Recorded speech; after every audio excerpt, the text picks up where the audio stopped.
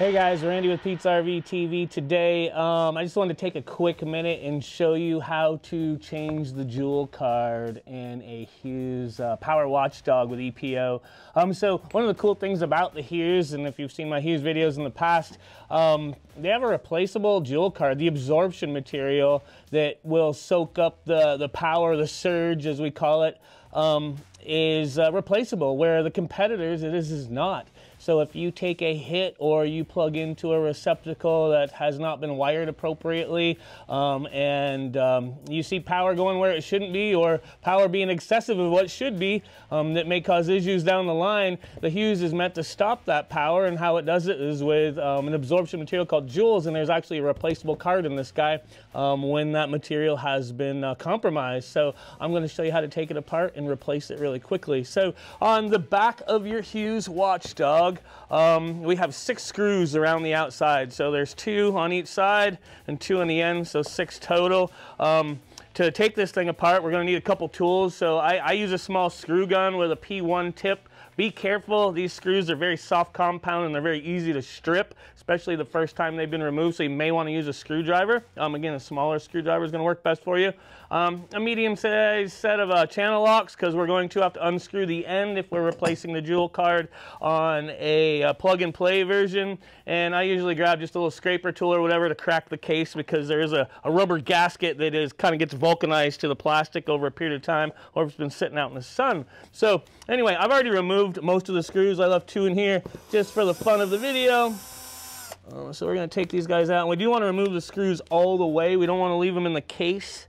They'll catch up on things, and you may lose them, and we don't want to lose them. We want to put everything back together so it seals when we got it back together. So there's the all the screws out. Next, what we're going to do is we're going to remove these 2 end caps so we can crack this case. Now, Hughes, when they put this together, they put black silicone around the threads and on the ends just to seal up everything, again, because this thing is supposed to be able to left outside in the elements and without any repercussions. So when we take it apart for the first time, you may need to use a set of channel locks, as mentioned. If you don't want to mar the surface, you can wrap some duct tape around it, or maybe a rag, and then use the channel locks there. This guy here is pretty old. I use it for training, so I'm not really concerned about marring up the surface, but I'm just going to take my channel locks and kind of break that silicone free. Once the silicone's been broken free, they kind of spin out pretty easily. So we're going to take both these caps off, and we're going to push them down the wire a bit.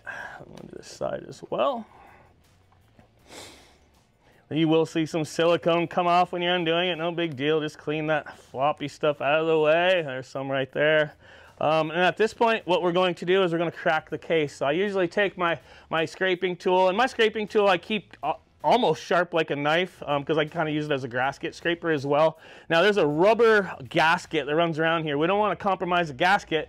We just want to kind of break it free. So I usually get in the corner and stick my corner of my tool in, and I just give it a twist, lifting the gasket. Now this one's been apart before, so it came apart very easily for me. When they are new or they've not been cracked before, they're a little bit more difficult. Don't kill it, don't use a ton of force, just kind of keep working it, work a couple of the different corners, and it will crack for you.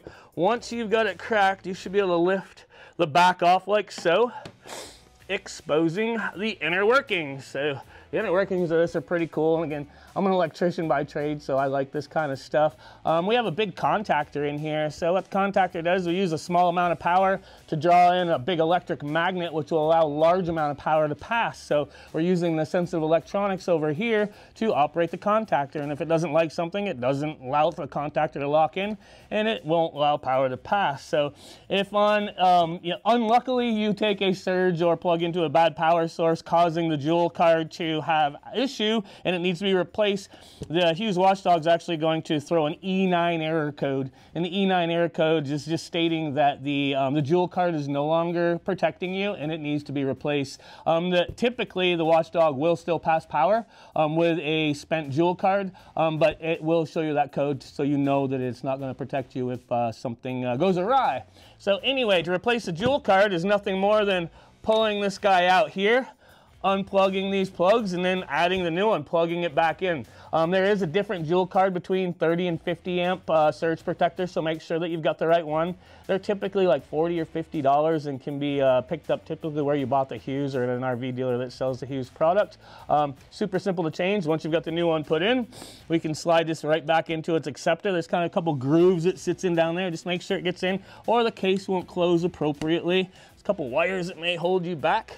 All right, JOULE card's back in. And I'm going to go ahead and I'm going to put the cover back on. Now, when we put the cover back on, we may want to get some black silicone and add it to the ends, just like we saw when we take off. Again, this thing may be left outside, and we do not want to let water to get in. So if you're worried about water getting in the ends, get yourself a little bit of black silicone, put it around the ends and the threads. Don't use a ton, just a little bit. And then go ahead and tighten everything up, put it back together, and plug it in and see if that error code goes away, telling you that you're good to go and you're safe to use it. So thanks for watching Pete's RV TV with Randy today. I look forward to seeing you on the road. Happy camping.